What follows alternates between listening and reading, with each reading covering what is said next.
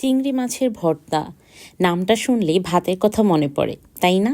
আজ আমি দেখাবো এমন একটা চিংড়ি ভর্তা যেটা বানাতে সহজ কিন্তু স্বাদে একদম জম্পেশ। আসসালামু আলাইকুম, স্বাগতম আমার চ্যানেলে। যারা নতুন এসেছো সাবস্ক্রাইব করে পাশে থাকো, কারণ এখানে থাকে প্রতিদিনের ঘরোয়া রান্না। এই চিংড়ি ভর্তার জন্য লাগবে পরিষ্কার করা চিংড়ি মাছ, পেঁয়াজ কুচি, পরিমাণ মতো লবণ, সামান্য সরিষার তেল এবং স্বাদ অনুযায়ী ধনেপাতা।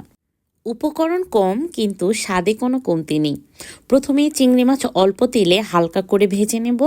খেয়াল রাখবে বেশি ভাজলে চিংড়ি শক্ত হয়ে যায়, তাই চুলার আঁচ একটু কমিয়ে তারপর হালকা আঁচে চিংড়ি মাছগুলো ভেজে নেব। তোমরাও ঠিক একইভাবে রান্না করবে, তাহলে চিংড়ি ভর্তার টেস্ট হবে একদমই অতুলনীয়।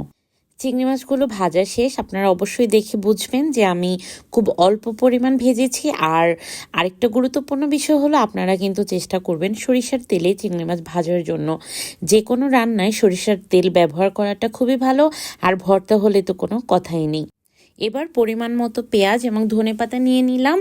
এর সাথে আমি চিংড়িগুলো যেহেতু একটু বড় ছিল তাই একটু কাঁচি দিয়ে কেটে দিলাম। কেটে ছোট ছোট করে নিলাম। আপনি চাইলে হাতে মেখেও করতে পারেন, যেহেতু আমার চিংড়িগুলো একটু বড় ছিল তাই আমি কাঁচির মাধ্যমে কেটে দিলাম। আপনারা আপনাদের সুবিধা মতো করে নেবেন।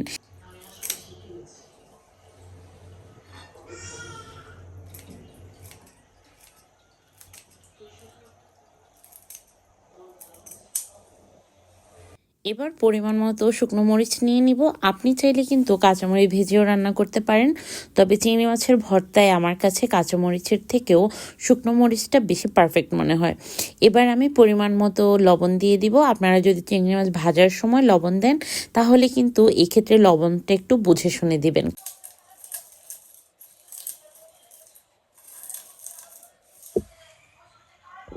এবার পেঁয়াজ এবং ধনেপাতার সাথে খুব ভালোভাবে চিংড়িগুলো মিশিয়ে নিব।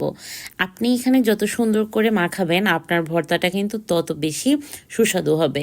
তো গরম ভাতের সাথে এই ভর্তার স্বাদ কিন্তু সত্যি আলাদা। সাধারণ একটা রান্না কিন্তু মনে করিয়ে দেয় ঘরের খাবারের কথা। তো আশা করি আমার ভিডিওটি আপনাদের ভালো লেগেছে। ভিডিওটা যদি ভালো লাগে তাহলে লাইক, কমেন্ট, শেয়ার করবেন। আর যদি ইউটিউব থেকে দেখে থাকেন তাহলে আমার চ্যানেলটা সাবস্ক্রাইব করে দিবেন।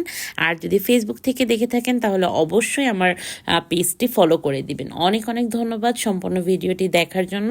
আর কি কোথা থেকে আমার ভিডিওটি দেখছেন সেটি অবশ্যই কমেন্ট করে জানাবেন।